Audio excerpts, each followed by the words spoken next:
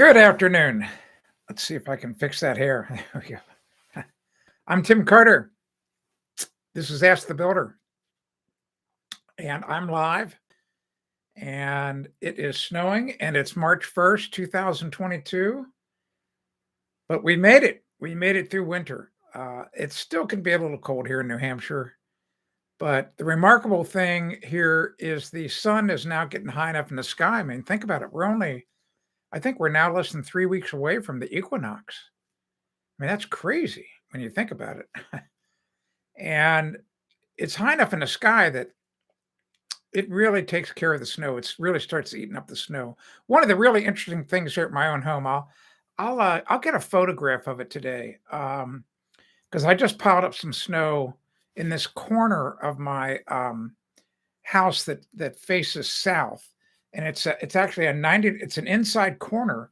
So when it gets to around noon, and it's up there, it hits off the uh, the light yellow siding, and it eats up the snow from behind. It's really kind of fascinating. So I'll get some photos of that. I think you might be interested in that. There's a lot to share today. I'm going to start talking in just a few minutes about. I'm going to finish the Ask the Builder history today, and we yesterday I had to make an abrupt exit from the live stream, and sorry about that. Give you the bum's rush, but today we'll finish the history of Ask the Builder. Because in other words, you have to realize Ask the Builder started with a syndicated newspaper column. Then I kind of grew from there. It got pretty big. It's actually, when I think back, it's really kind of interesting. But before we do that, I want to talk about a few other things. Number one, I don't know that he's here yet.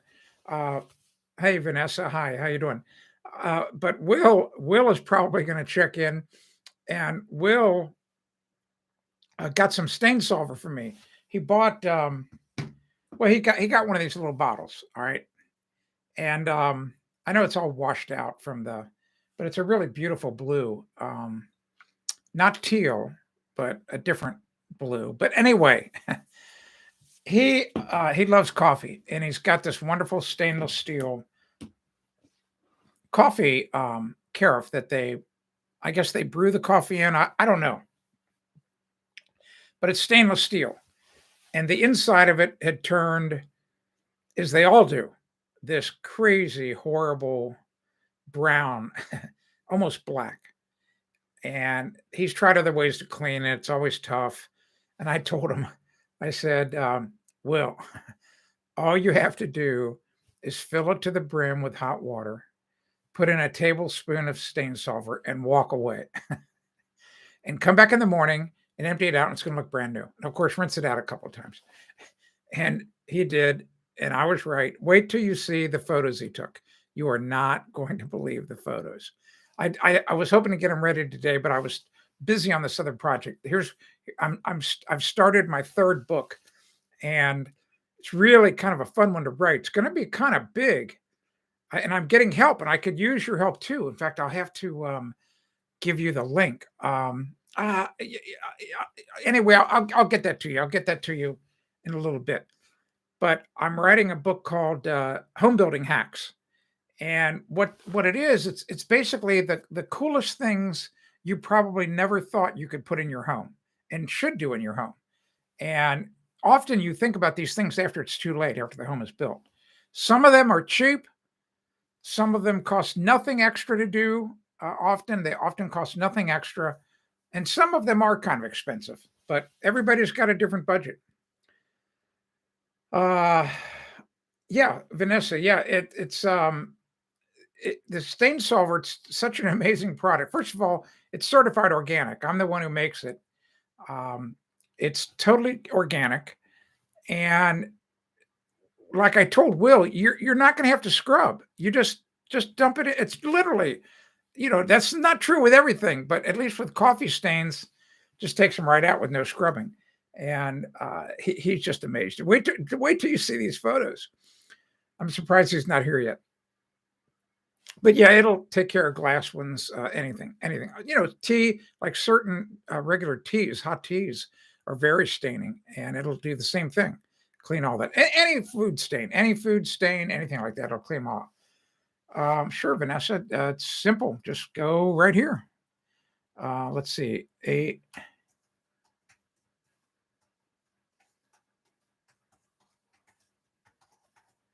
great product. I'm the one who makes it. Yeah, all the tannins exactly, and it's just a great product. All right. So anyway, so we're gonna hear. I'm sure we're gonna hear from Will. The now. What else did I want to say? Oh, very quickly. This is I don't know how I came across this, and then we're going to talk about Ask the Builder. But I just wanted to share this. This is really interesting. So about 5 years ago, I was up in Chicago on business, and I had a little extra time. And whenever I have extra time, I always want to go in and see my editor. The syndicate, that syndicates my column is, Tribune is Tribune Content, agency, and I've had the same editor for about 15 years. He's a wonderful guy, Dave Mulcahy, and what we have this common bond in that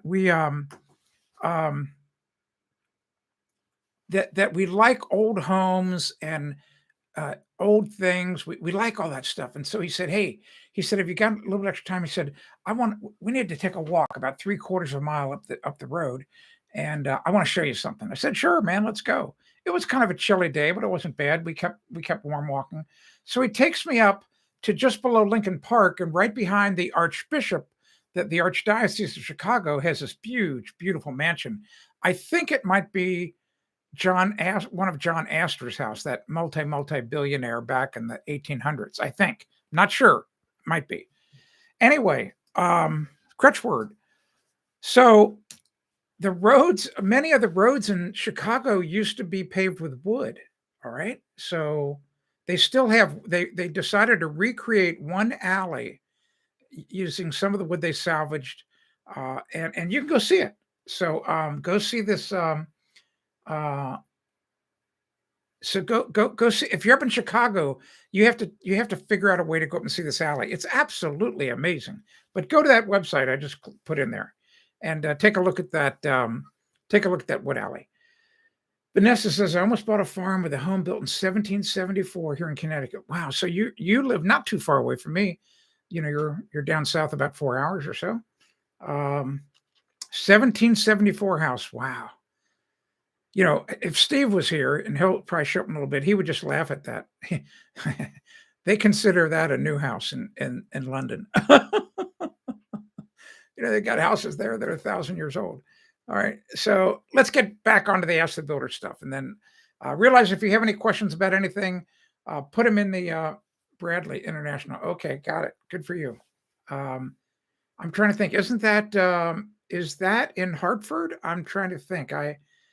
I've never flown into Bradley, so I don't know. But I thought it was. I thought it was in Hartford. Anyway. Hello, William. Glad you're here. Yeah. So anyway, Ask the Builder.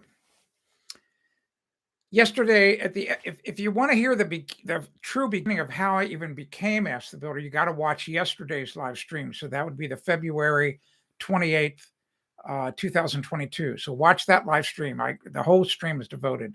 It's really kind of an interesting story. A lot of different people had parts in it. Actually, I forgot to mention yesterday one of the most important people of all. Without him, I wouldn't be here today on this video. I'm telling you, my father-in-law. Dr. Dan Whalen. So Dr. Whalen, great guy. He was a medical doctor, but he was also a real estate investor. That's what he did as a hobby. So he was pretty excited about me starting to buy old homes and fix them up. Well, he wanted to teach me a lesson. When this first house came up for sale that I bought in April of 1975, he said, "Well, go see if you can get a bank loan." Well, he knew I couldn't get a loan, but he didn't tell me that. So I start going around to try to get a loan, and every place just turned me down, and those that had the guts to tell me, they said, "Well, you're only 22 years old. What do you know about remodeling? You don't know squat." So they just felt I was too high of a risk. But he did that on purpose because he wanted to see how diligent I was. And I probably went to 10 or 15 banks. And finally, he'd check in with me every other day, and I would tell him, "Yeah, I just went here, I just went there, I just went here, I just went there." And he finally said, "Listen," he said, "you're not going to get a loan." He said, "Here's why, blah blah blah." He says, "I'm going to just finance it. I'm going to write the check. I'll lend you whatever money you need, and you just pay me back, and you'll get this first house done." So that's exactly what we did, and he actually financed the second one too, part of it. And it's really kind of interesting. Right behind that door, right here, right behind this door, I've got a box of.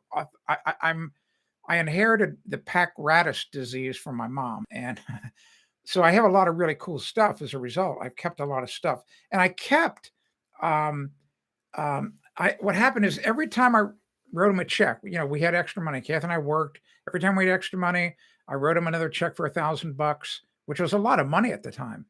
And I printed out a receipt. I made him sign a receipt that he got the check, and I have every single one of those signed receipts in a file folder. It's pretty cool, and to prove, because I was kind of thinking ahead. I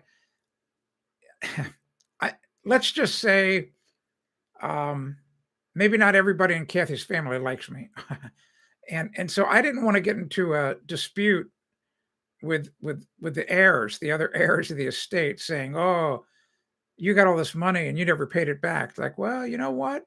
Yes, I did. Here's the proof. All right. So anyway, yeah, north of Hartford. Thank you, Vanessa. Hello, Orange Drink. Here we go. So so Dr. Whalen, my father-in-law, totally responsible. Without him financing those two houses, I can pretty much assure you I would not be here. He who knows what I would have ended up doing. Who knows? But those two houses launched my career and gave me such a huge amount of confidence by the time I was 25. I mean, it was intoxicating. All right. And he had an old saying, nothing builds success like success. It took me years to understand it, but now I understand it. Wow. Vanessa, you've got a really interesting history. That's really cool. I don't know. I'll tell you what, I don't know anything about this. I don't know where there could be shade in a tobacco field. I thought that every field, whether it's tobacco, corn, soybeans, canola, whatever, is out in the sun.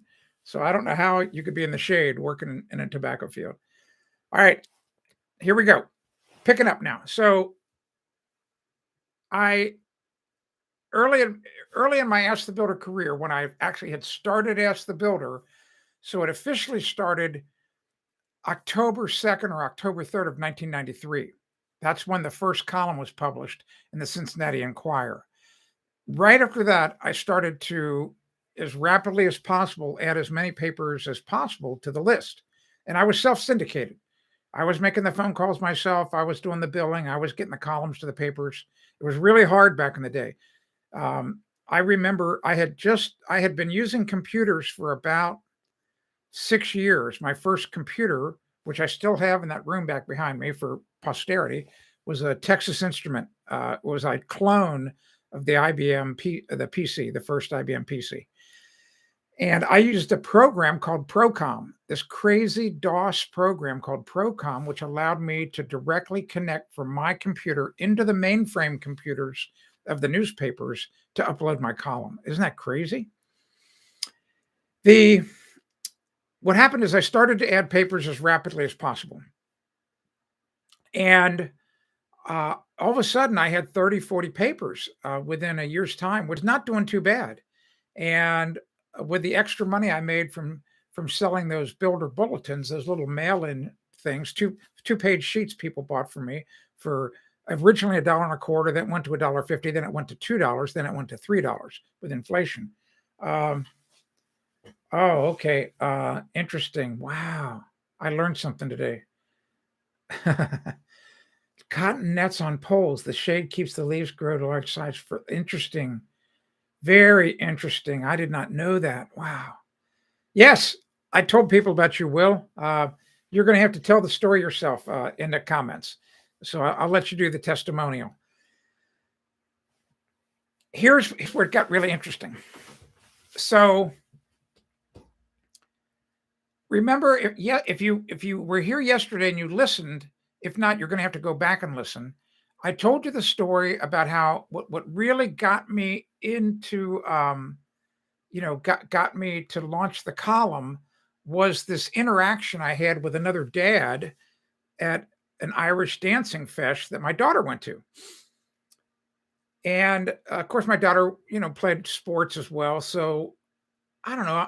I'm doing my column for about, I don't know, 4 or 5 months, and it was, I don't know, February. It was right around this time of year, and I go to a basketball game, kids basketball game at her school, and I'm sitting right next to some parents we knew, and that morning, that it was a Saturday morning. That Saturday morning, I had actually been a guest on a home improvement radio show in Cincinnati done by Gary Sullivan. And and once I started answering the questions better than he could, he stopped letting me talk on the radio. So that was kind of cool. And so I'm next to this dad, and I knew that the dad was the program director at the big FM oldies station in town. His name was Marty Thompson. And I said, "Hey, you're not going to believe what happened today." He goes, "What?" And I told him. He looked at me and goes, "Well, how would you like your own home improvement radio show?" I said, "Seriously?" He said, "Yeah." He said, one of my buddies up in Hamilton, they're trying to get one going, and he's a real good friend of mine, and blah, blah, blah, blah, blah, blah." So once again, connections. And 5 weeks later, I'm on the air on 1450 WMOH. I still have a bunch of my recordings in the other room. I have all of them, basically. I have, well, there's a few that are missing. I don't know where they are. And so I did a call-in. I did the Ask the Builder radio show started in April of 1994. And I did that show for 12 years and turned into a 2-hour show. A lot of fun. Call-in radio is so much fun. It's all live. And I ran the board. I'm a tech guy. So if you've never run the board in a radio studio, that's a lot of fun. And, and it was always a challenge because I had to hit the hard news break at the top of the hour. And I mean, it's you have to be right on the money. I mean, you cannot. And if you ever watch some of these cable news shows, I mean, because I've been in this industry, I know how hard it is, and I can tell when they're and they've got the benefit that they've got producers through their IFB telling them go go go 3, 2, 1. I mean, they're counting down, and the person sometimes gets flustered, or they go too fast. They miss the hard break. In other words, they do a really bad job in the transition. I didn't have any of that. I just had a clock. I just so I don't know. I'm kind of getting off the track here, but it's really I just get a lot of enjoyment. One of the best guys I think on who really is really good at hitting the hard break. There were two people, Martha McCallum, really good at hitting hard breaks, and Brian Kilmeade. Both those people, they get it. They understand how to do it really perfect at just getting it perfectly. I mean, within a half a second. All right. All right. So here we go. Let's keep on going. So I did the radio show, started the radio show. So Ask the Builder started a newspaper, went to radio. So I plod along for a little bit. But also, this is really important. Back in the early, I don't know, back in the late 1980s, I had found out about, not so much the internet. I didn't realize it was the internet, but there were local bulletin boards, and I found out about this bulletin board. And it was just basically, if you're old enough like me and you know about these bulletin boards, they were just like a forum, like a chat session. And there was a guy running one. I don't know how I met him, Steve Shoemaker. Cannot remember that. But he asked me if I wanted to do a home improvement one. So I started this home improvement board back in Cincinnati, Ohio in the late 1980s. And then what happened is I became part of this computer club, Texas Instrument Computer Club. And one of the guys in that computer club in 1995, I remember it was September of 1995. He said, "You should come over to my house. I want to show you something." I want to show you this thing called the internet. And I go, the internet? What's that? And he said, well, just come over. So once, if I don't know if you're old enough to have remembered the internet in 1995, but it's nothing like it is now. Virtually no pictures, or the pictures that were there were very small, all just text, old-fashioned blue hyperlinks.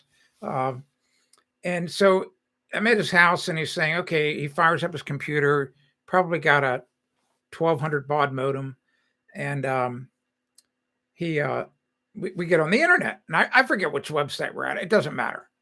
And I'm going, how are you doing this? He goes, well, it's through the phone lines. Really? Well, where's that? Where are we? Where is that place? He goes, I don't know. I don't know doesn't matter. He said, doesn't matter what city it's in. There's all these places we can go to. And so he says, but watch this. He said, see that blue word there, those words? He says, watch what happens when I take my mouse up and click it. So he clicks it, and then, remember, 1200 baud modem. And all of a sudden, we're at a completely different website. And I wish we would have had a photo of me, but I went like this. I was blown away, and I instantly got it. I thought, oh my gosh, people are going to be able to get information really fast. And I then, through the Steve Shoemaker guy, he had a partner. I made a deal with them. I think it was for $500. They built the first version of Ask the Builder, and they built it with software. I mean, they wrote. It was really, well, Dave Dumond was the guy. He's the coder. He wrote it all. And luckily, and here's the thing that you need to know. Back in 1995, the average website had 3 to 5 pages. That's all. I launched Ask the Builder with 200 pages because I already had 100 columns that I had already written, and I had 100 builder bulletins. And you have to also realize that way back when I started the column, I was smart enough to maintain and keep the copyright myself. I own the copyright of everything I did. All right. Let me get caught up on the comments before they disappear in case something's important there and you've got a question. Okay, Vanessa, last year, no more shade. Tobacco was grown for the first time since these earliest. Wow. Vanessa, filling space for 24 hours continuously difficult. I don't know. I'm sorry, but I don't know what that means. Oh, William, you've been watching since my first stream. Awesome. William, has everyone hit the like button? Thank you. Pre-Windows time. Oh, of course it was pre-Windows. Yeah, I actually remember when I think Windows. Yeah, because remember when I started, it was MS-DOS. I can actually go into the room back there and show you. I've got the original MS-DOS 5 1/4 inch floppies. I've got the manual. I've got the original MS-DOS manual right behind that door right there. Vanessa, I began my BS degree in 1995 to retire in the U.S. Air Force. Oh, thank you for your service. I did not realize you put your life on the line for us. Thank you. My dad got the Bronze Star in World War II. These are just fun. Type in the IP address we could discover exactly. This was well, you can still type in IP addresses. People, I guess they figured out long ago that they needed to have words because people would never remember all those crazy numbers. But I forget what the IP address is for Ask the Builder, but you can just type in the number. Will says, worked with punch cards and paper tape in Navy days. Yeah, exactly. Love the history. Awesome. You guys got, say, yeah. So, yeah, the old dial-up internet. Yeah. Isn't it great? All right. So let's see. Where was I? So radio show. Oh, internet. So I know exactly where I was. I see the internet. I'm driving home going, I need a website. Calls Steve Shoemaker. He gets Dave involved. And by, I guess we launched Ask the Builder by November 1st. But here's the really cool story. This is totally true. And it's really good I'm doing this. Where's Rocco at? Rocco, thank you for this great idea because I don't know that I would ever write all this out. Anyway, crutch word. I'm kind of a natural salesperson, and So I found out, I was doing some research and I found out that Pella might have been, so Pella Windows. It's possible that Pella was the first home improvement product manufacturer on the internet. There may have been somebody before them, but I have no clue who it was. I somehow find out about this. So I call up Pella and I get in touch with the marketing manager, and I'll never forget her name, Mary Ann Butterworth. And you have to understand, this is really important. The website is not yet built. I'm not live yet. So this is like sometime in October. And I say, Mary Ann, I said, I'm Tim Carter, blah, blah, blah, blah, blah, blah. I'm launching my website here in less than a month, they say. I'm going to have 200 pages. And I have these newspapers that are going to publish. This was really important. Understand this. I was so lucky. I didn't realize I had all this stuff. The newspapers will publish at the end of my column my website address. So that really got her attention. All right. And, I gave her a list of all the papers I was in. I said, so I want to see if you're interested in buying an ad for my website. And she said, oh, yeah. Yeah. She said, in fact, your timing couldn't be better. She said, we're getting to the end of our year, our fiscal year. And she says, I've got $15,000 in my ad budget that I have no idea what to spend it on. She said, but I just now decided. She said, but I'd like to have a little reminder. She said, if I don't spend it, I'm not going to get it next year. She said, so I have to spend it. So she said, would you take $13,500 and give me put a banner ad, a Pella banner ad on top of every page of the website, and do that for 6 months? I said, sold. You have to remember, like, the ability to report views and clicks, all that was so basic. And she didn't even ask for any of that. So she sends me a check within 7 days. I got $13,500 for my first ad buy, and I hadn't even been live yet. So Ask the Builder has been in the black since day one. All right. So, I mean, it's a true story. It's crazy. All right. So then so from 1995, so this is September, October, November of 1995. So that's when Ask the Builder launched. And I continue down the timeline. All right. I'm just working hard on the internet, loading up new content every week, trying to sell more papers, and things are just rolling along. Let me check the comments before they stream off the screen for me. Vanessa has got Vanessa, you've got a rich history in the internet here. Cool stuff. Commodore 64. Oh, wow. Deborah Dense Avaton phone lines. 300 baud. Yeah, 300 baud. I hit my first modem was 300 baud. Wow. Crazy. All right. So this is, I'm glad this is bringing back memories for you too. This is wonderful. All right. So 1995, 1996. We're just kind of moving down the timeline. Selling more papers. I'm selling ads. All right. I'm selling ads myself. You have to understand this is before Google even existed. All right.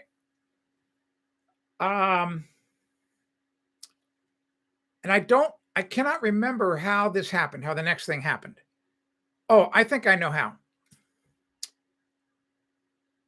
This should have been like 1998, maybe the fall of 98. We had 4 television networks in Cincinnati, ABC, NBC, CBS, and Fox. And so the Fox station was always kind of a little bit of an outlier. They were the rogue TV network. They didn't have the rich history that the big 3 had. And of course, if the managers are doing their job, or the program directors, they're scanning all the media. Not only are they scanning their TV competitors, but radio and newspapers. So they had found out I was doing a radio show, and they knew that I had the newspaper column in the Enquirer, And I got a phone call one day from them, and they said, would you like to come down once a week and do a live like tool or some type of little demonstration on our morning news show? And I said, sure, why not? What I got to lose? Anything I can do to promote Ask the Builder, no pay involved. So I got to do live television with the morning host, the woman and the man. And the man at the time was a guy named Pat Barry, and funny guy, and he's very talented. Well, I had no training, no nothing. I did not realize that he was trying to make this into an entertainment presentation, not necessarily infomercial, or not infomercial, not informative, and I'm trying to be more informative, because I'm thinking I'm on television and I have to look professional, and he's sitting here flipping, goofing around. So I finally figured it out. So we started to have a lot of fun. I would go in once a week, and unfortunately, none of these were recorded. They're probably all vaporized. Who knows where they are? But I didn't record them, and I don't even think I had a VCR at the time. Who knows? Maybe VCRs didn't even exist. I don't know. I can't remember back that far about that stuff. So here's what I also learned. I when I would go into the studio, if you've never been in a television studio, very interesting place. And they have it's you might have seen some of this in movies and television shows, but they have a bank of TV monitors up, and they're tuned to all the competitors. All right. So because the news guys want to see what everybody else is doing in case there's breaking news or whatever. Even though, they got a police scanners going off, blah, blah, blah. It's a very busy place. The news director or one of the producers at the Channel 9 ABC station must have seen me one morning and went, what the hell? And they reached out to me and said, we need you to come down and do a test. We need you to do a audition because we need a new person to do a weekly segment on our news. Oh, okay. So I did. I went down and did an audition. I passed. I got the job. And they were paying money. They paid really good money. And this is really interesting. By that time, so this is 1999 when this is happening. I had been doing the internet for enough years, 4 years. And of course, back then, if you remember, we had those big clunky monitors. All right. They were televisions. All right. I knew that much. I went, this is nothing but a television. And I said to myself, while I was doing the Channel 9, the Fox stuff, Fox 19, I said to myself one day driving back, I said, you know what? There's going to be video on the internet one day. There's no doubt about it. It couldn't support it at the time. The infrastructure, the modems could not handle it. I mean, they would just burn up. I mean, they couldn't handle all of the electrons that had to flow through. It'd be like trying to power your house with a tiny 18 gauge wire. I mean, you would just fry it. All right. So so when they said, we want you to do this job, I said, okay. I said, here's the deal though. I said, I'll be your guy and I'll take that money you're offering me every week, but I own the copyright on everything I do because I'm the guy on camera. I'm the guy writing the script. All you're doing is sending a videographer out. And I said, furthermore, I want to have a copy of each segment that you have to give me, a VHS copy. And at the end of it, it's tagged with me saying something different. In other words, here's an example. I would say, like at the end of a video, let's say I was doing a video about this tape measure. I would go, if you want a really great electronic tape measure, make sure you get one like this. I'm Tim Carter for Eyewitness 9 News. And the videographer would hold his thumb up saying, good ending. Then I would go, are you ready? You go, yeah. And remember, if you want a really good tape measure, get one like this. I'm Tim Carter for AskTheBuilder.com. And he'd go, bingo. So then the next week he would come to record me and he would hand me my tape that it was already post-produced, beautiful, done, everything. It's got my ending on it. All right. So, and they never, and they agreed to that. And they never asked me why I wanted it. And I wasn't about to tell them. I mean, they could not see that far ahead. And the reason why, if you've ever worked in that industry, is it's absolute insane. I can't even believe that anybody in the television industry, like the television news industry, makes it past age 50. I'm serious. I can't believe it. The stress level is so flipping high. And all that they care about, it's a really interesting world. Like if you look at your life each day, you might be thinking about a year from now or 2 years from now or 5 years from now. Like, oh, I think I think I want to travel next year to the Grand Canyon, whatever. If you work in the television news department, here's how far ahead you think. You think till 6 p.m. that day. That's it. That's all you think about. 6 p.m. Actually, because you have to have your flipping segment done before they go live. All right, there's no excuses. They have to fill that airtime. So that they're in this mindset, they've got these blinders on. They don't care about the factory that's going to burn down 3 months from now. They don't care about the airplane crash a week from now. They don't care about any of that stuff. It hasn't happened yet. So they didn't even think about the internet. So I was able to negotiate that. And that was a huge win on my part. Let me get caught up on the comments. All right. Vanessa and Will are going back and forth about their military days. Good for them. Oh yeah, I got paid. It was pretty good money. Oh, yeah, VCR. You're right. They can go look it up. They can go look it up what a VCR was. Video. So video cassette recorder. Cathode ray tubes. Yeah. I've got a bunch of cathode ray tubes right in the other room there. I've got about 7 or 8 old radios. The old-fashioned radios from the 1920s, 1930s. Copyrights are important. Yeah, absolutely. John Rep. Hi, John. Though I had my first PC in 1981, 19 with email, I quickly learned the heads of one way. Yeah, crazy. I got a really interesting story about email. How dangerous it is, if I can get to it later. Somebody just remind me later on about what's the battle that's going on here in my HOA. Oh man, I'm going to fry my board in just 2 days. Oh my God. The atom bomb. I showed them that I had the atom bomb 3 weeks ago. I told you that story about the atom bomb back in a past live stream. So when you're in negotiations with somebody, really quickly, if you're in this battle and you think you've got the winning hand, you have to fly your plane over the other people and open up your bomb bay doors. And you tell them, look up there. That's an atom bomb.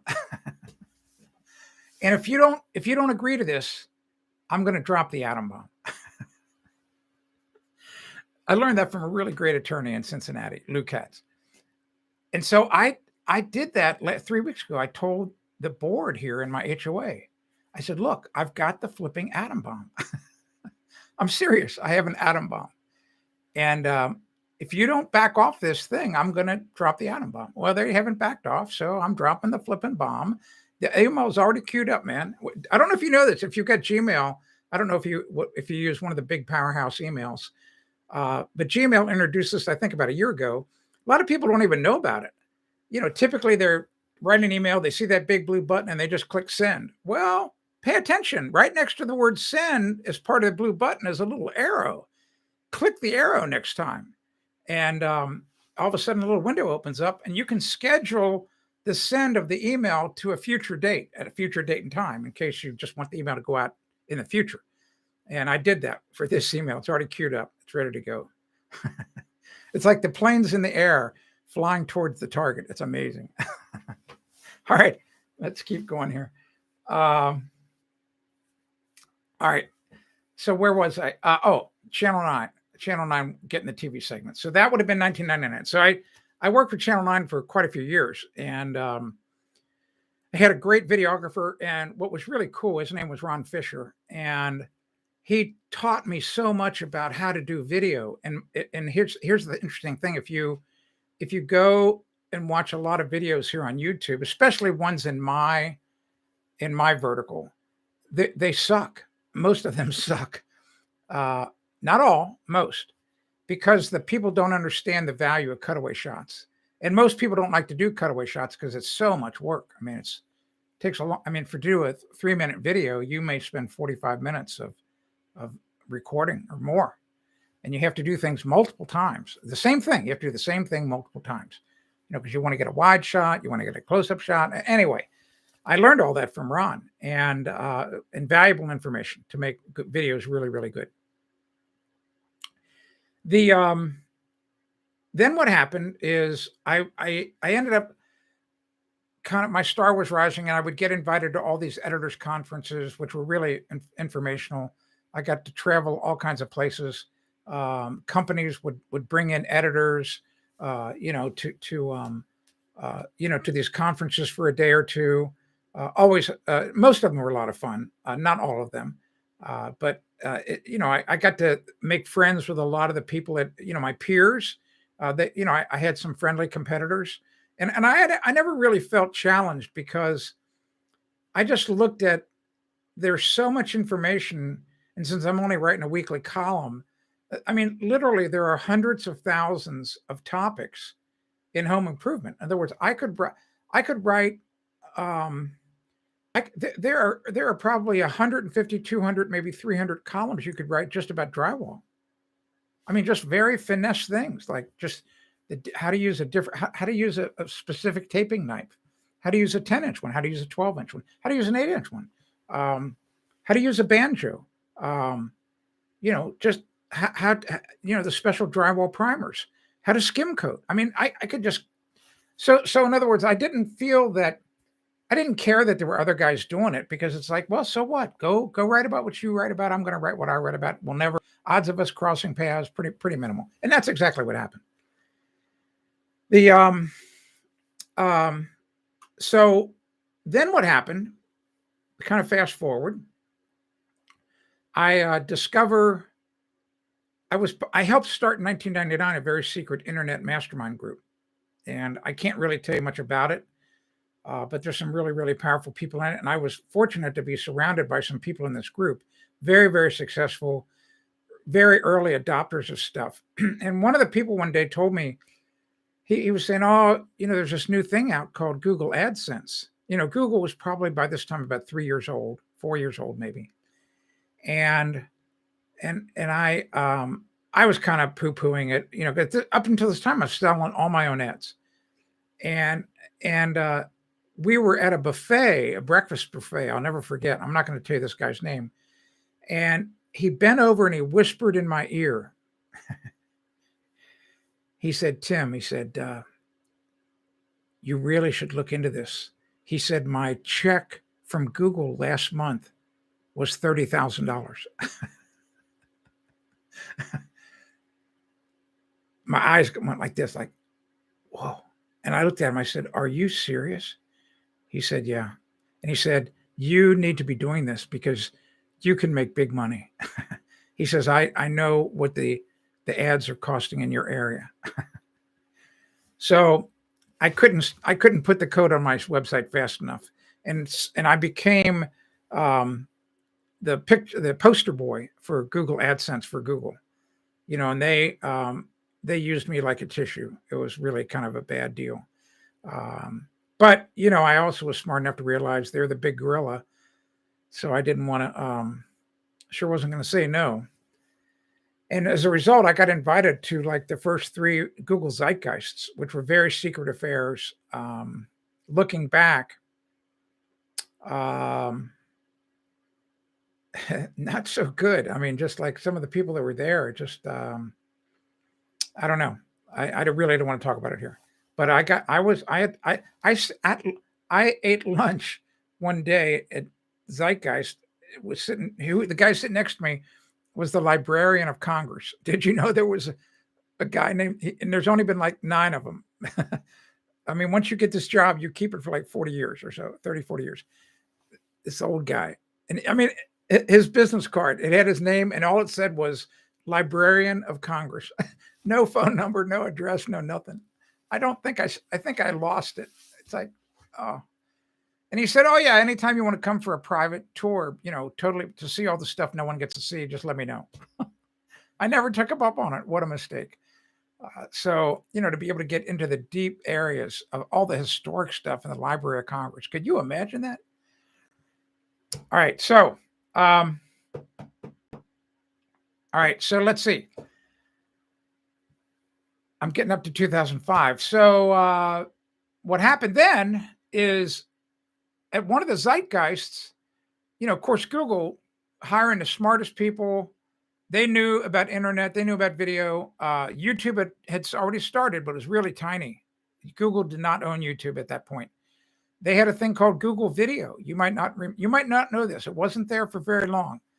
So just like Google has got Gmail and Google other stuff, so they had a thing called Google Video. And the people who ran Google Video knew I was going to be at the zeitgeist. They pulled me off to the side and they say, hey, we're from Google Video. And we were wondering, like, have you thought of doing any home improvement videos? And I went, oh, I already have some. Really? You do? How many do you have? I said, I've got over 200. They said, what? I said, yeah, they're already pre-produced. They're already done. They're ready to load up. They were blown away. We couldn't get them up on Google Videos fast enough. And then a few months later, Google buys YouTube for $1.8 billion, I think. So Google Video got folded into YouTube and just disappeared. And I became one of the first 50. I was one of the first 50 partners of Google, and I was the first home improvement channel on YouTube. So that's why I'm here today on YouTube. All right. So I've had this very long relationship with them ever since day one. So I think that's kind of where we're at. I mean, after 2005, that was probably the most innovation. Everything since then, I've tried to branch off. I got hurt really bad by Google in 2011. Overnight, I lost 95% of my traffic and revenue in the Panda update. So if you know anything about every now and then Google shakes the snow globe. That's what we call it. They do a major algorithm update, and it completely shuffles all of the results that you see when you look for something on Google. And here's, I know I mentioned this in the past. I was probably in a bad mood several months ago, but I'll just tell you this again. If you do a search on Google, and if you think that the top 3 results you get back, if you think those are the best results for that topic, I've got a bridge to sell you in New York. I've got this really awesome one to sell you in San Francisco. You're not going to believe this bridge in San Francisco I'm going to sell you. And it's not the crappy one going over to Oakland. All right. And in other words, Google, the results that come back in Google are there to favor Google, not you. In other words, if you think for a moment that the search results you get back on Google are there to help you, and that they're really thinking about you and trying to give you the best information about that topic, you are flipping dreaming. And what's really gotten bad in the last 5-10 years, they're censoring content. All right. So you're only getting one side of an issue or a story. That's bad. All right. So that's different. All right. So what I've done in the last few years, and what I'm trying to focus on right now, is basically creating more content, but all content that I don't put up on my website, I don't put up on YouTube. It's just content that I'm selling myself, because I learned a long time ago, you want to have multiple pillars of income, and you really don't want to build your platform. You don't want to build your audience on some other platform. Like, in other words, here, it's really, I can tell you story after story after story of influencers like me who started out on Facebook or started out on Instagram, and all of a sudden they've got 100,000 followers, or whatever. And then so that when they post something, 100,000 people see it. Then all of a sudden, Facebook changes the rules. I should call them fascist book because that's what it really is. So fascist book goes, we're not going to show your post to 100,000 people. Sorry, we're only going to show it to 500. and you go, what? What about the other 99,500? And they go, well, sure, we'll show it to them, but you need to pay us. So Instagram's done that. All of those platforms are doing it. So it's a huge mistake to try to build your business on somebody else's platform. That's why I have my newsletter. That's why I put so much importance on my newsletter, and why you should be on my newsletter list. Because if you want all the really good stuff, you got to be on the newsletter list. Simple as that. And I just finished my second book. I've just started my third one this morning, and this third one's going to be amazing. New home building hacks. So wait till you see that book. Oh my gosh. So that's the story of Ask the Builder. All right. If you got any questions, put them in the chat. Happy to answer. So Vanessa is really going in. You're going down memory lane, aren't you, young lady? About all those years in the Air Force. Good for you. Yeah, same thing with Amazon, exactly. Yeah, well, you have to understand with Google that this is it's kind of a very quirky thing in a way. Here in America, because we're capitalistic, at least for now, every day we seem to be going the wrong way. The board of directors of publicly traded corporations. All right, understand that the board of directors of publicly traded corporations, of which Google is one, now it's Alphabet, they have a responsibility to the shareholders to make the most amount of money that they can legally. All right, that's in the law. If they don't do it, the shareholders can sue them. All right, so with that hanging over your head, you have to understand Google is going to put in the search results the things that make Google the most money. Come on. It's their job.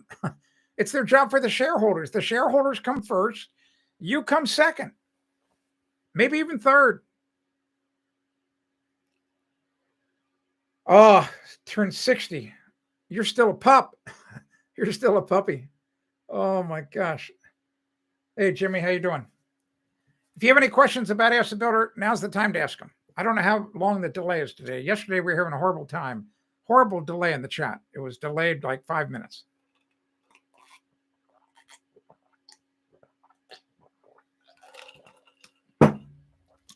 There we go. You know what to do with that, Will.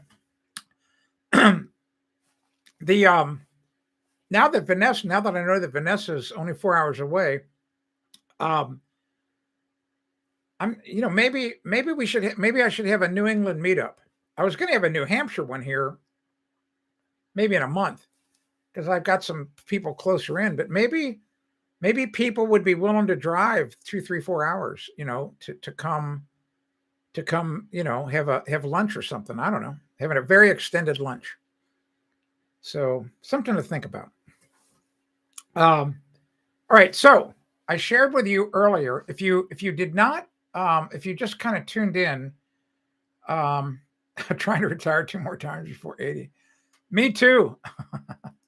Me too. I'm going to paste back in this. I know what I needed to tell you. The HOA story. All right. So there is a thing I talked about right at the beginning of the stream. Very interesting place up in Chicago. It's a little alley. In other words, the streets of Chicago, many of them many years ago, before the Great Chicago Fire, they paved them with wood blocks. Go look at that page. Pretty interesting. Oh yeah, good for you. Well, my daughter. So I drive by Bangor somewhat frequently. My oldest daughter lives in Bar Harbor. So we have to drive up I-95, and as you well know, get off at exit 182A to head down towards Ellsworth, to cross over onto the island. Well, if you, so Vanessa, if you're ever traveling up to Bangor and you want to take a little bit of a detour, and you have good friends up on top of New Hampshire, anyway, meet up for coffee or lunch one day. If you're kind of near Central New Hampshire, just let me know. And you know how to do that. Just go to the Ask Tim page, fill it out, tell me who you are, blah, blah, blah. And I'll remember. There's no doubt about it. Say, hey, I'm Vanessa from the live stream. I'll know. Okay. The other thing I wanted to share right now is, so here, I teased a little earlier. I'm in this battle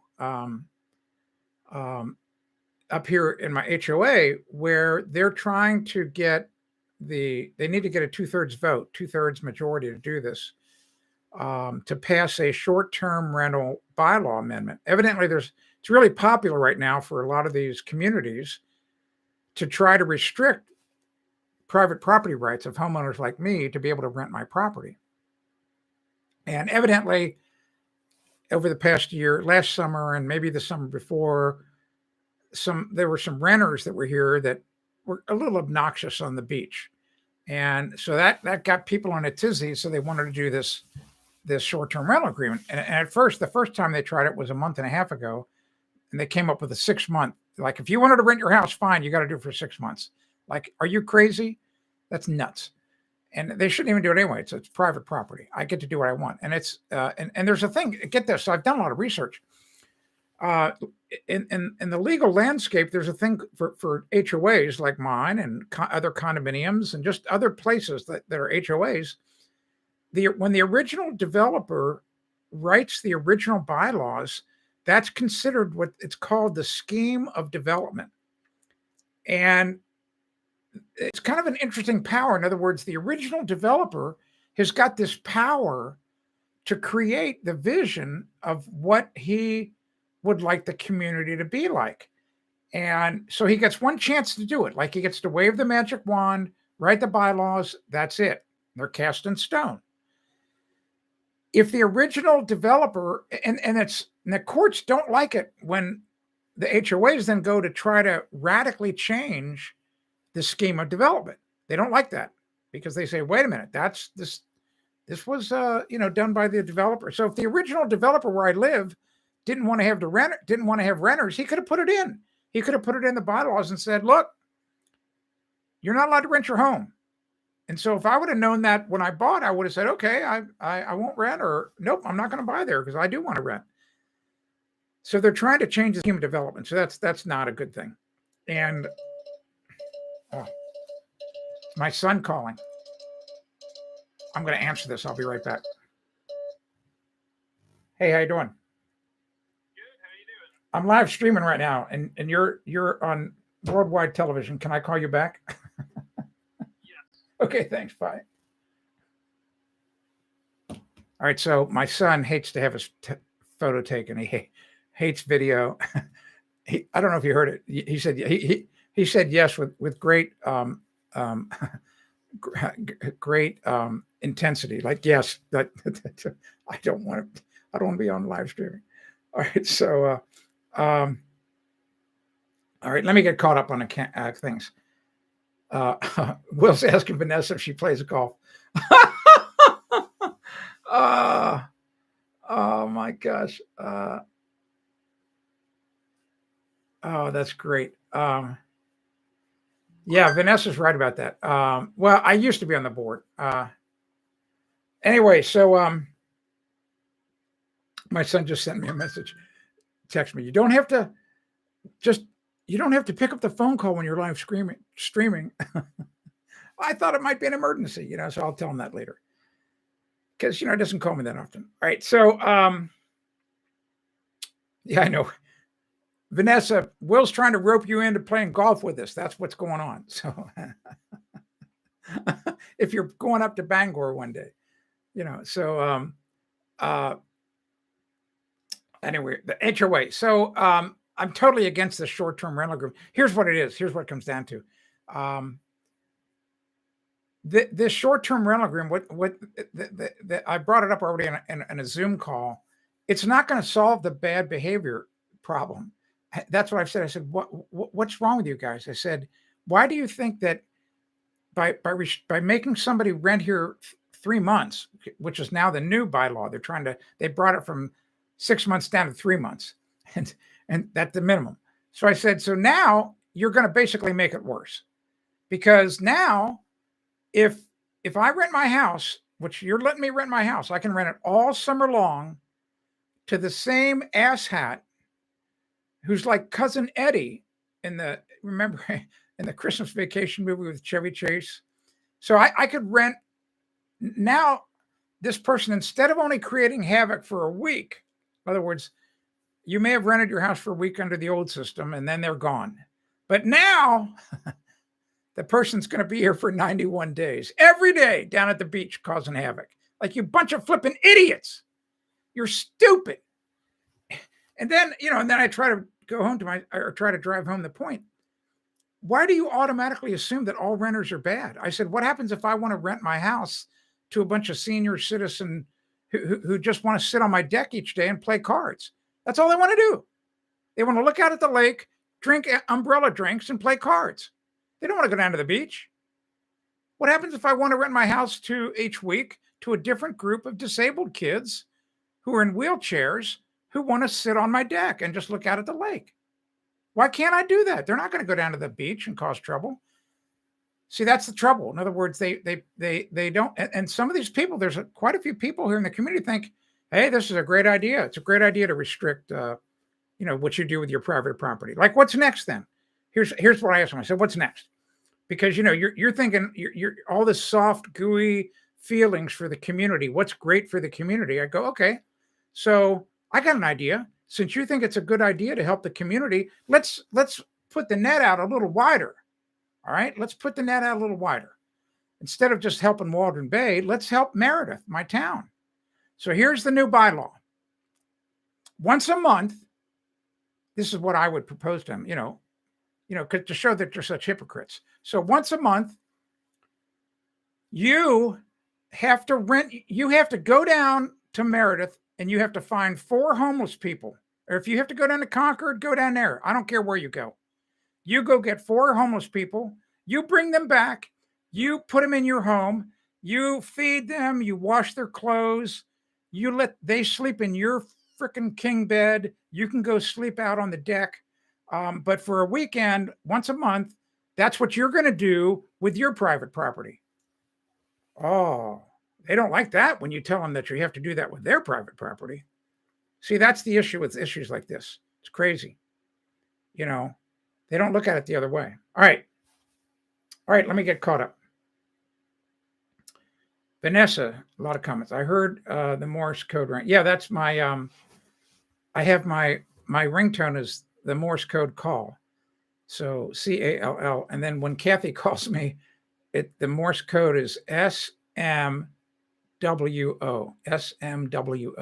See if you can figure that one out.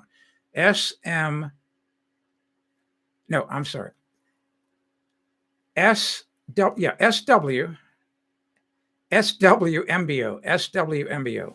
Sorry, SWMBO. All right. Yeah. Eddie, exactly. The young have a lot exactly. Censorship and control, not a good thing. Exactly. Help the community. I agree. Yeah. Tell everybody you have to go find 4 homeless people if you're so interested in helping the flipping community. Bunch of idiots. All right. Any questions about Ask the Builder or anything else? Boy, I can't believe it's already been an hour and 4 minutes. Holy tomato. Crazy. Trying to snow a little bit here. I did talk really early in the live stream. I'm really excited I get excited like March 1st. It's March 1st to me, which is today, is a hallmark. I mean, after Will will laugh at this, Will, who's probably lived in New England his whole life. But I'm a flatlander. That's what they call us here in New Hampshire. I'll never be a New Hampshireite. I'm a flatlander. I was not born here. So I've discovered that March 1st is like a hallmark day because we made it. We made it through winter. I mean, it can still be cold. We're still going to get some snow. It's light snow now. We're supposed to maybe get an inch overnight, but it's now at that point of time in the year. I mean, think about this. I said this early in the stream. We're only 3 weeks away, less than 3 weeks away from the equinox. The sun's getting higher in the sky, warmer. The sun really eats up the snow. And I don't have to be as concerned about getting the driveway perfect. That's the point. In other words, I've got a really steep hill. I've got a section of my driveway that's about 35 feet long. I've never actually measured the grade, but you know what? I'm going to do it tomorrow. I think the grade is probably, it could be 30%. I mean, it's steep. I mean, it's really steep. It'll be interesting to measure it. So you know how they do percent grade. It's how many feet does something rise in 100 feet. So, you know, it's that right triangle, you know, but the base of the triangle is 100 feet. Let's see where we are. Maple syrup. That, you know, a lot of people don't know that maple syrup, that's the first crop for farmers. You know, that's the first crop of the year in the Northern Hemisphere. Mud season. Yeah, mud season. Oh my gosh. Jimmy, where I bought the massive farm, no restrictions, no permits. Yeah, no, I agree with that. But even still, even out in the towns, you know, you'd have to buy in a pretty rural town that has really slack zoning. I would never go into an HOA again. I'd never planned to be in this HOA this long. It's a long story. I was supposed to be in a new house that I built for Kathy, but the financial crisis happened 3 months after I bought this place in 2008. And then in 2011, overnight, I lost 95% of my revenue. I've never gotten it back. I mean, I've built some of it back, but not even close. So it was a really, really rough time, 2012. All right. So, John, all right. So great question. How is the pumice testing going? Did I miss anything? No, you did not. Here's what you need to do. It's really interesting. Go back to that live stream last week. I can't remember what the topic was. I think it was floor trusses. I can't remember. Well, you can just type in pumice, and because of the closed captioning, you'll find it. The guy that I was going back and forth with, turns out he's a chemistry guy. All right. Here's what happened. We had that little exchange. I thought it was getting a little contentious, and I was actually more contentious than he was. And so he backed off. All right. He backed off. And next morning, so here's what's really important. I have all the comments on all my videos set for moderation.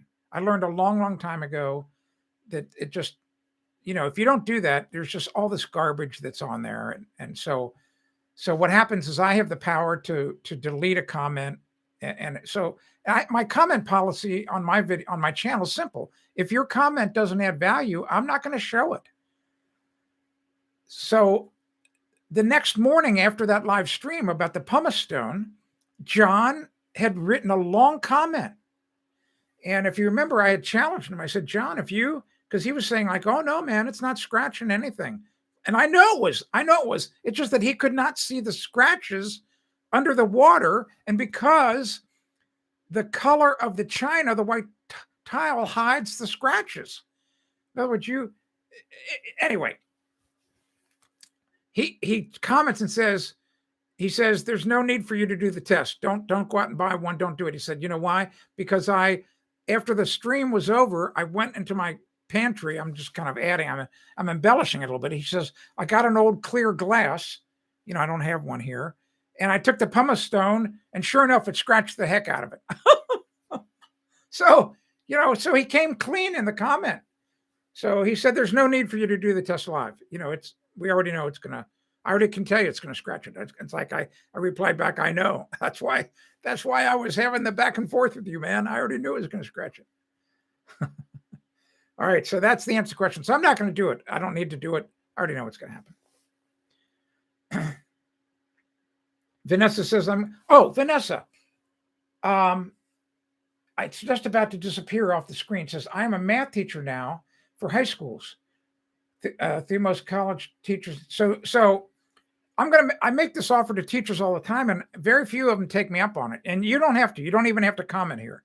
But if you feel it would be a good idea to have me in as a guest for a little bit of time in one of your classes, if you're even allowed to do it on a video call, I'm willing to jump in. And the reason why is I want to give a few examples to the kids of why they need to pay attention to you, how math will really help them down the road, especially the high school guys. Oh my gosh. So just understand that it's an open invitation. So anyway, you say I'm going to let a neighbor know about your French drain. Yeah, they're fantastic. And what he really needs to know about is I offer a product in my shopping cart where I'll draw the plan for him. I'll show it I make a custom plan showing exactly how to put it in, and then I do a 30-minute phone call with him. So I offer that service. Thank you, Will. The toilet cleaning edition, of course. How could I? What an idiot I am some days. How could I not remember that?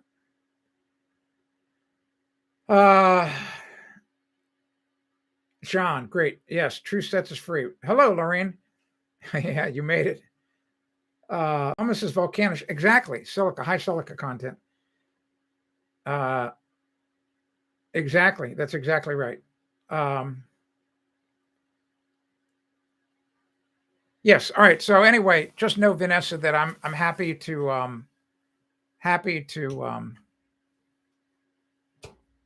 come in on a video call. And then if you're actually doing this down in Connecticut, just so you know, and if those are high school kids, I know this sounds crazy. I have a day rate. I can actually travel to I can actually be there in person, and I have a day rate. And you could get a local lumber yard or a local plumbing place. They have a budget where they would pay that fee, just so you know.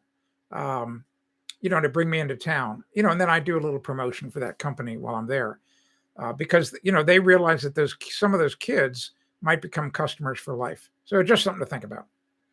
It works better for trade schools than just regular high schools, but you never know. All right. Any questions? Any questions about anything about your home? I'm happy to answer it. It doesn't. And what's really interesting today is that chat is very responsive. Yesterday or the day before, it was yesterday. Boy, it was like delayed by 3 or 4 or 5 minutes. It was horrible. Even Steve complained about it. If you have any questions about your home, happy to answer them. Happy to. Oh, I just want to share this. I shared in the newsletter on Sunday my latest book. It's called New Home Hacks. So it's all the things that you never thought were possible, that you might not have thought possible to put in your new home. Really cool things that can convenience savers, comfort things about comfort. And so I told this to my newsletter list, and I created a form where you could go to if you wanted to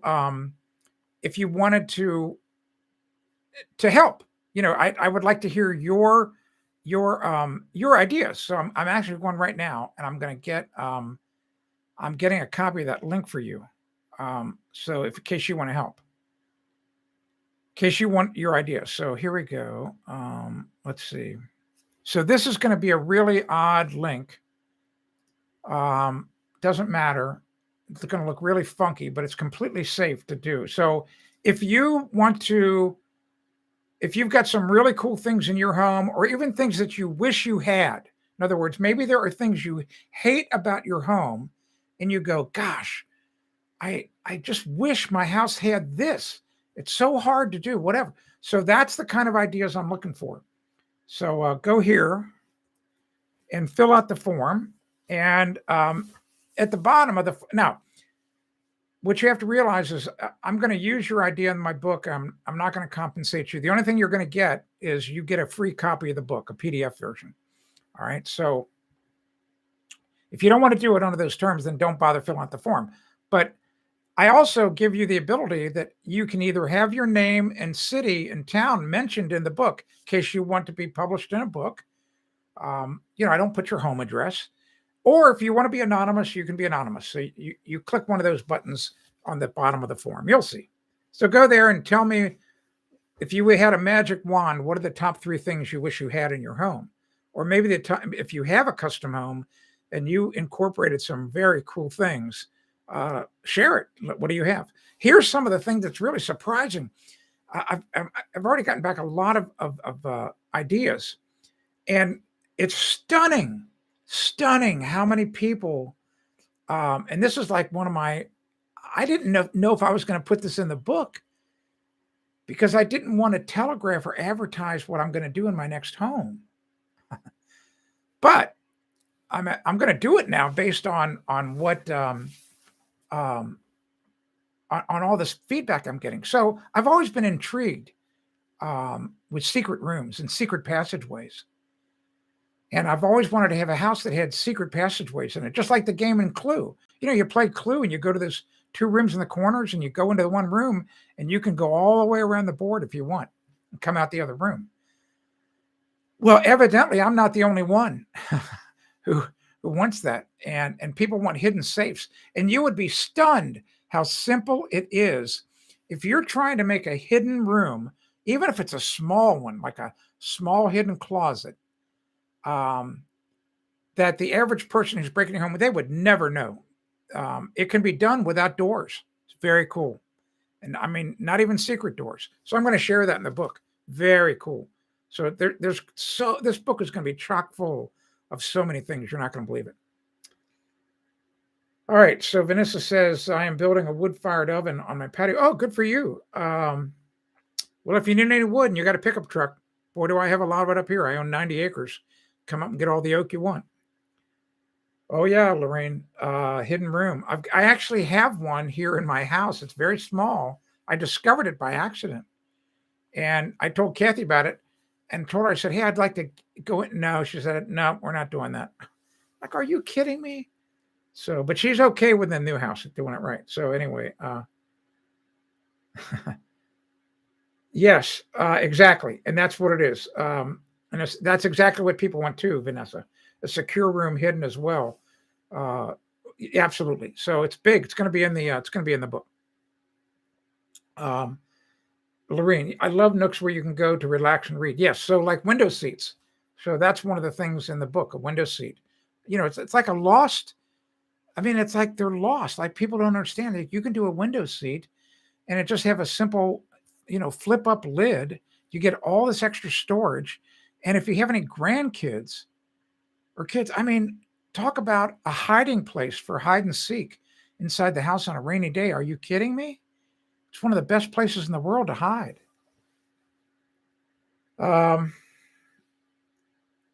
Yeah. Well, I'll tell you what I do have for you, Vanessa, if you want it. I have a big, giant, big, huge slab of cherry, aged oak cherry. This piece of cherry is 40 years old. I brought it from Ohio up here to New Hampshire. It's probably 14 inches high, 4 inches thick, and probably 12, 14 feet long. Probably weighs 130 pounds. It's yours if you want to come up and get it. You can have it. Yeah, there you go. Colonel Mustard with a candlestick in the light. Exactly. Exactly. So cool book. So I'm working on that project right now. Like this morning, it took me about an hour to figure out how I could curate the stuff. And because as I'm pulling these tips down, some people want to be anonymous, some people don't. So I figured out a really cool system how to track all that is I copy down their ideas and then I'm going to expand on them. So I finally figured out the format and I punched through, I don't know, I got at least another 3 hours to go through all the ideas I have so far. But even with the ideas I have so far and all the stuff in my head, this is going to be a pretty cool book, so yeah.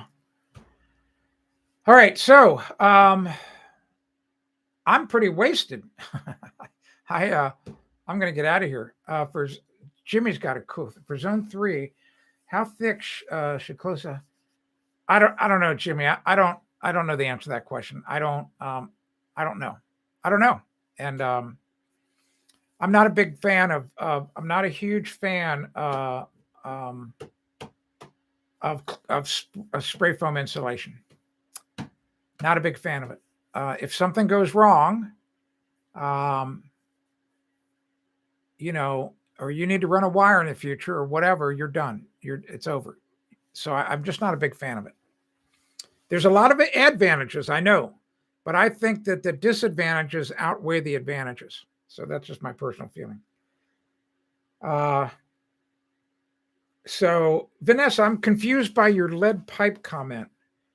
My best choice was lead pipe. I know what you mean. In the game of Clue. Of course, I got it. Yes. That was a fun game, whoever came up with that. It's a really great game. Wonderful game. So secret passages. So you'll like this. There was an outside chance I was going to build our next house up in Bar Harbor. And I became friends with the head building inspector up in Bar Harbor. Really, really great woman. Her name's Angela Chamberlain. And she's been the building inspector for like 20 years. She started her career as a young woman working for the city in the building department. And what I like about Angie, here's what I like about Angie. Angie is tough, but she's fair. All right. So that's a really important combination. And she's also willing to bend a little bit. And you have to understand that the building inspectors in every single town, they don't have you have to understand that the building code, like the Uniform Building Code, UBC, that's just a set of recommendations. Understand that? It's recommendations. And some towns and cities that are lazy, they just adopt it and say, okay, this is what we're going to do. Well, guess what? The local building inspectors can say, I don't like that part of the code. We're not doing that here. All right. We're not doing that. Or they can make parts of it tougher. So Vanessa understands that. All right. So I was up there in Bar Harbor last fall, and I reached out to her ahead of time. We because she had to inspect all my work, my plumbing and electric and heating for my daughter's home. And I was very respectful to her, and we became friends. All right. So I said, Angela, I said, do you have like 10 minutes? I'm going to be in town visiting my daughter and granddaughter. I would love to have a very short meeting with you. She said, sure, absolutely. So I sit down with her and I go, can we actually go outside? And it was a warmer day. She said, sure, that's okay. I said, it'll make sense when we go outside. She goes, okay. She trusts me. All right. So we're outside, we're out of the building. And I go, listen, this is an off the record question. Okay.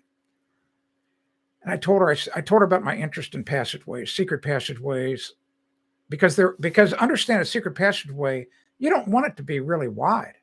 You don't want it to be, the code says it's got to be a minimum 36 inches wide. A secret passageway can be as narrow as 18 inches and work, all right? 20 inches. And so I said,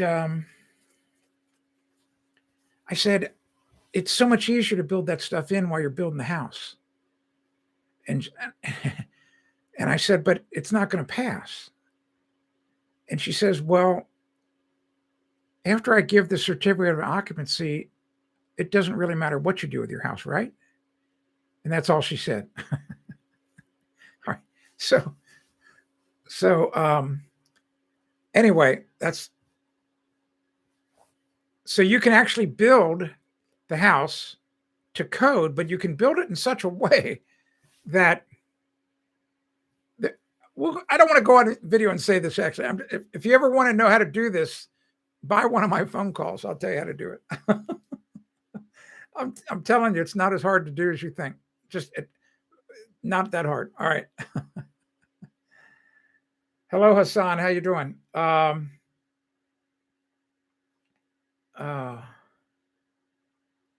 right. Let's see. All right. Great. I'm caught up on the comments. I'm going to get out of here. Hour and 24 minutes. That's a long time. So I had a great fun today. Vanessa, great to know you. Boy, you've got a really interesting history. Holy tomato. And Will, I thought you were going to tell everybody about how great Stain Solver was. You didn't say a word. I'm going to take your photos tomorrow and create a page at Stain Solver. I can identify you or not identify you. I could just say a person. You have to email me. Let me know what you want me to say. but then I'll share your photos tomorrow, if you don't mind, here on the live stream. But people are not going to believe the results you got. That was really amazing, wasn't it? I mean, really amazing. I mean, your after photo was unbelievable. I mean, it's like that thing was new. I mean, it's almost blinding, the photo, how shiny the stainless steel was. And I'm also interested, you didn't leave a comment. You didn't tell me about the taste. In other words, past cleaning things would make the coffee taste not so great. Stain solver, it should taste perfect, as long as you rinsed it out really well to get rid of that soda ash. There you go. Well, so stain solver is great. It is great.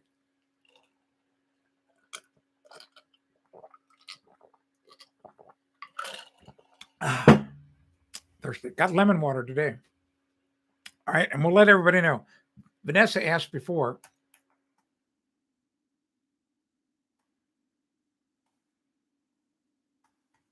That's how you get it.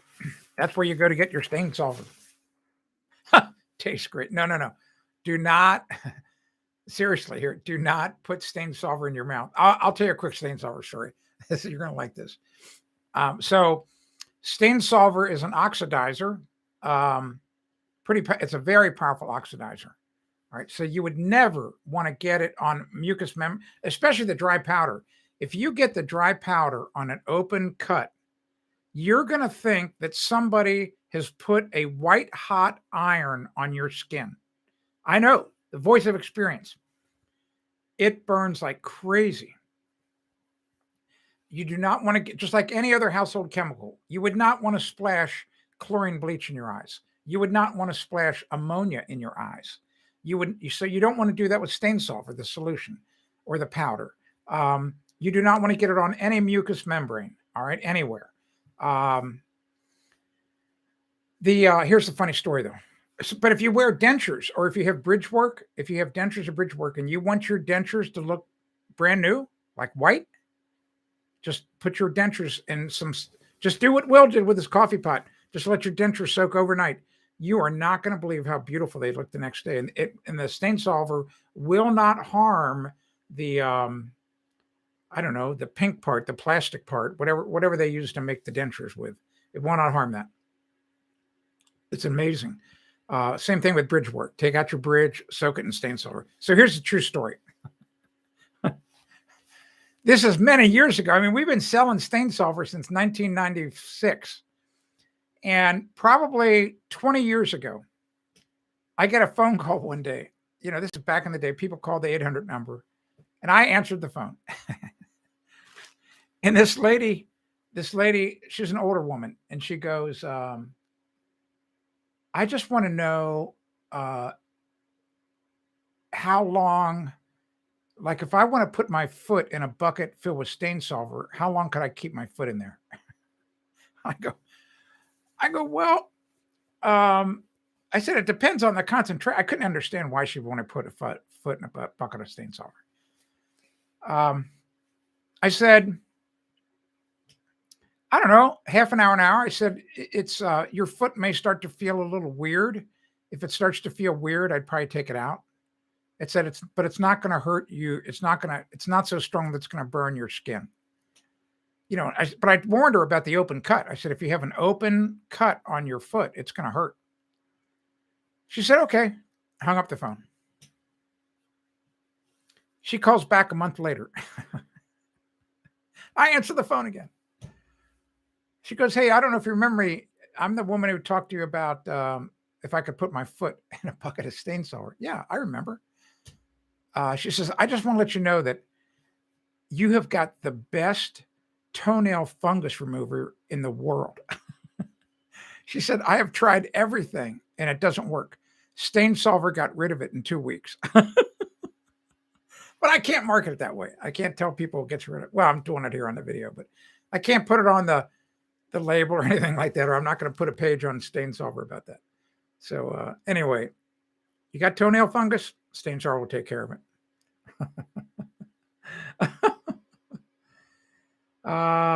There you go. Great. So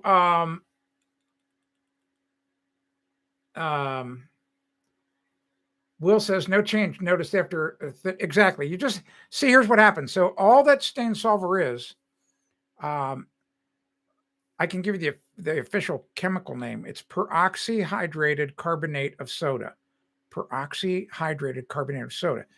That's a very fancy name for dried, very strong, much stronger than what you buy in the brown bottles. Very strong hydrogen peroxide and soda ash. We also have to add some dense soda ash to the blend to get it. It's such a powerful chemical on its own. I'm not allowed to ship it in trucks without that dangerous yellow label. And if I put that on, UPS goes, we're not taking it. Forget it. We're not doing it. They don't want that dangerous stuff in their system. So I have to get it just below the DOT standard. So we do that by adding soda ash, dense soda ash. Well, guess what? The dense soda ash increases the pH a little bit, which is good. If you want to clean things, you want a high pH. And so that's why the stain solver works. But the soda ash, so when you mix stain solver with water, here's all that happens. If you mix stain solver with water, it starts a chemical reaction that automatically liberates oxygen, and those oxygen ions are what's cleaning things. And it creates more water, okay, because why? H2O2. So if you break off one of the oxygen ions, you're left with H2O. So when you mix stain solver with water, you get oxygen, you get water, and you have the soda ash.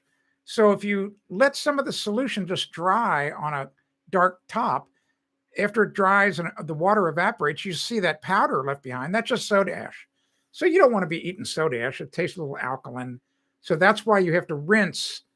And it's really easy. Soda ash is very water soluble. It rinses right off. So if you had not rinsed the coffee pot out, Will, it would taste a little alkaline. That's all. So you did a good job. You got rid of it all. So good for you.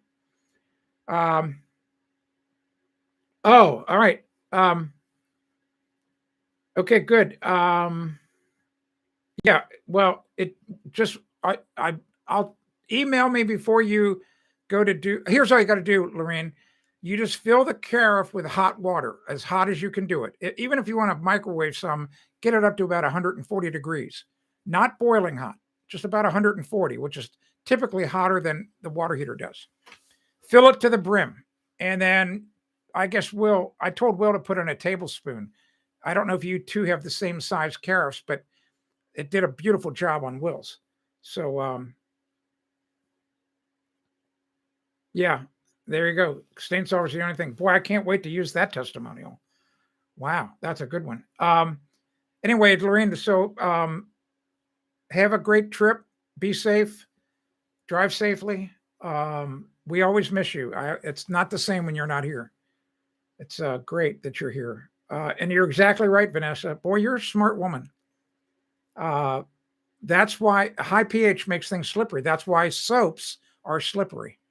Exactly. And they do that on purpose because the way traditional soaps work, they try to surround the dirt particle and then they try to slide it out or off the surface. That's how basic soaps work. But sometimes the stain is like flipping Velcro or like a burr that you get on your pants in the woods. And no matter how much soap surrounds it, it's not coming off. But stain solver blasts those stain molecules apart. That's why stain solver works. Oh yeah, I cannot. So the fireplace must be coming along pretty good. Oh, there you go, Jimmy. Yeah, it works fantastic, man. You just mix up some stain solver solution, stir it up in nice warm, as hot a water as you can tolerate with your feet. Dissolve it, and then just like you would soak your foot with Epsom salts, it's the same process. So I can't remember. It's been so long. I don't remember how long she let it soak for.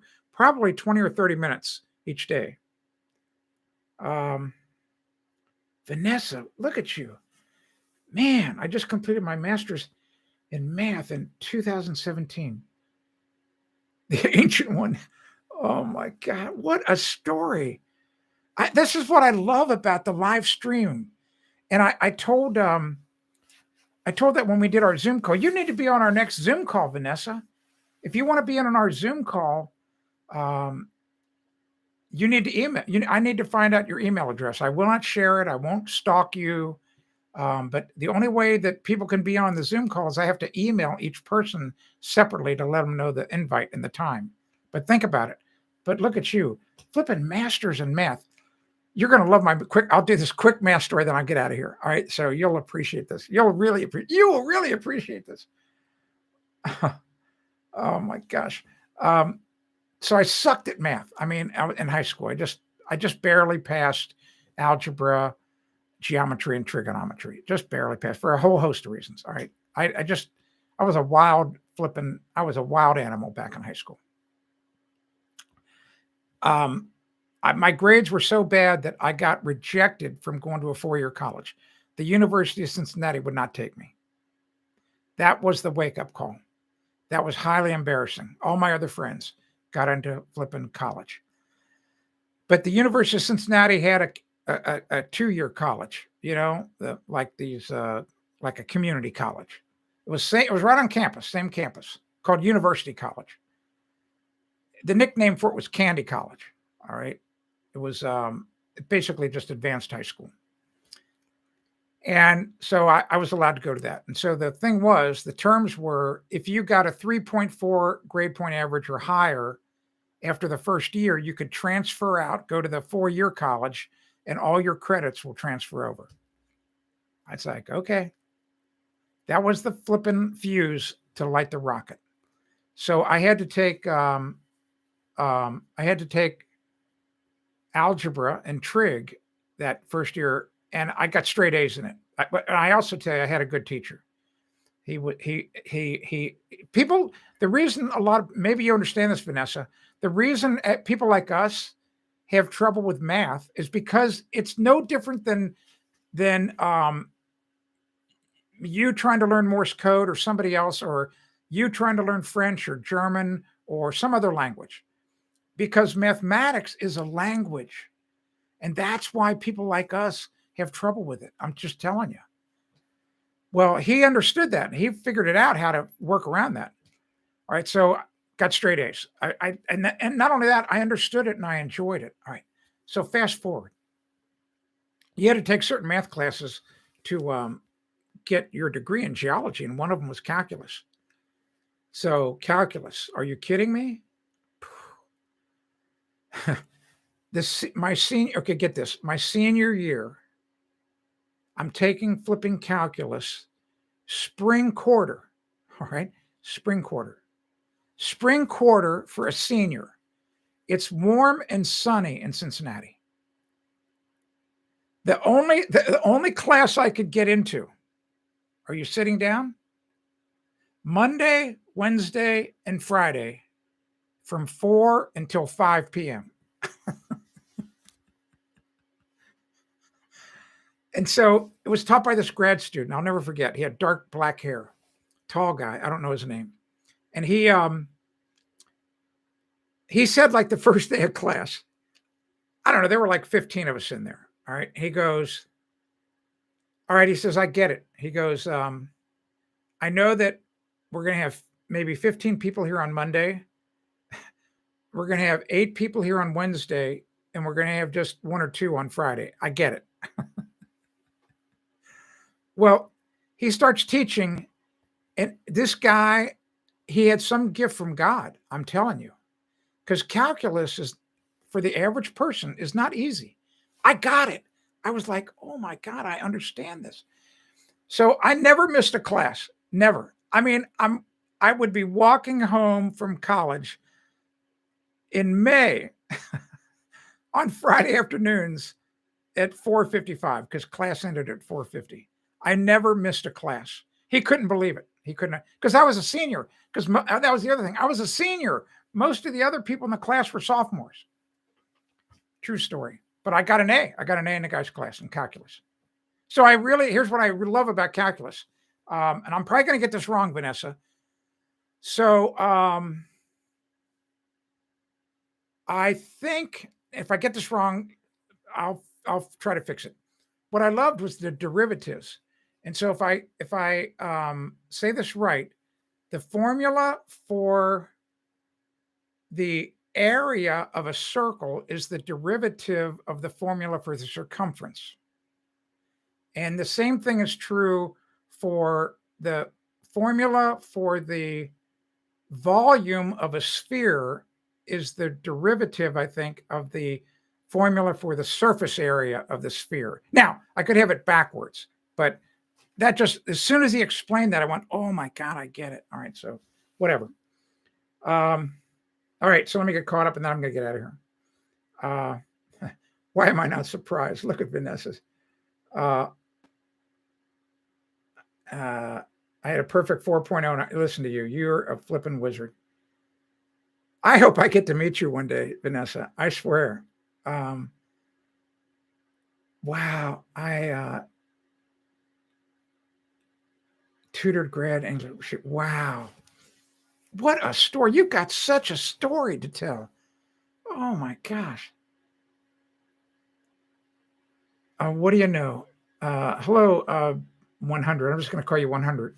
So here we go. So you're getting us back on track. How do you seal the concrete dust from? Oh, great.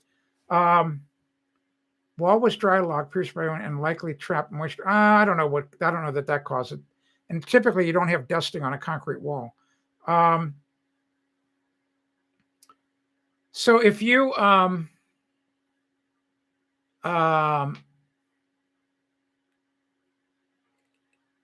you tried this? 100. What I would do, I would like to see you do this. I would like to see you get a bucket of clean water, go to a place on the foundation wall, try to scrub it, and try to clean it. All right. And obviously, the water is going to maybe turn gray. Let it dry. Scrub it really well. What I'm trying to do is I'm trying to see how bad the dusting is. Then let it dry, go back a couple of days later, do the same thing again, see if you get see if the water is gray or is as gray or less. In other words, you're trying to see, is this just a really light dusting thing on the surface? If so, that means if you just go in and clean all the walls really well, the whole thing, which is a big project, the dusting problem should go away. If it doesn't, I would then buy a small can of siloxane water repellent. Don't get a whole bunch of it. If you can get just a quart can, I have links to it on my website. Just type the word silane, SILANE, into the search engine on my website. You'll see links to it. And then I would do the same thing. I would clean an area, let it dry really well, and then I'd take a paintbrush and I would paint the siloxane on. Read the label.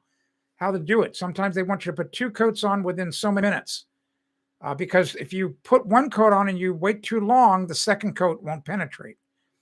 Then once it dries in this small test area, take your hand and your clean fingers and run it across that area a week later and see if you get any dust off. If not, bingo, you solved the problem. And make sure if it's a basement, if you have any like propane or natural gas appliances, do not use the oil-based one. You're going to blow your house up. So use a water-based siloxane. Yes, derivative of the volume is, yes. So I think I got it right.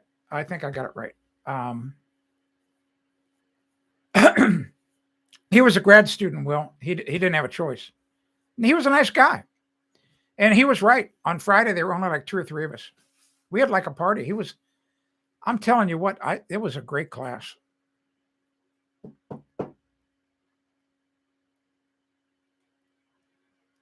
Wow. All right. Let us know how it comes out, 100. Let me know how it comes out. All right. I'm going to go. This is the longest live stream I've ever done. This is crazy. Hour and 44 minutes. Insane. All right. I had a great time. Vanessa, somehow our paths have got to cross. Maybe you can come up in the day that Will and I are going to golf and you can ride karts with us. Just ride and we'll all talk about. You've got such great stories. Oh my gosh. Wow. Good for you. All right. Will, Lorraine's probably gone. Vanessa. Awesome. Vanessa, 100. Jimmy, All the other names have scrolled way off. I can't see them. Rocco is here. All right, so Rocco, I finished the history for you, buddy. I hope you got to listen to it early on.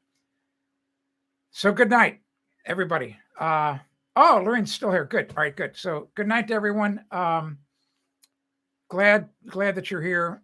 This was a really fun live stream for me today. Really fun. I enjoyed it. Got to get all that Ask the Builder history out. Have a great night. Yes, I will. I will. Tomorrow, I'm going to look different. I'm getting a haircut in the morning. So I think I always go too long. I don't know why. Maybe I should space the haircuts closer. But tomorrow I'm going to look a little different. All right, Will. Great job on the carafe, Will. Awesome. Man, amazing.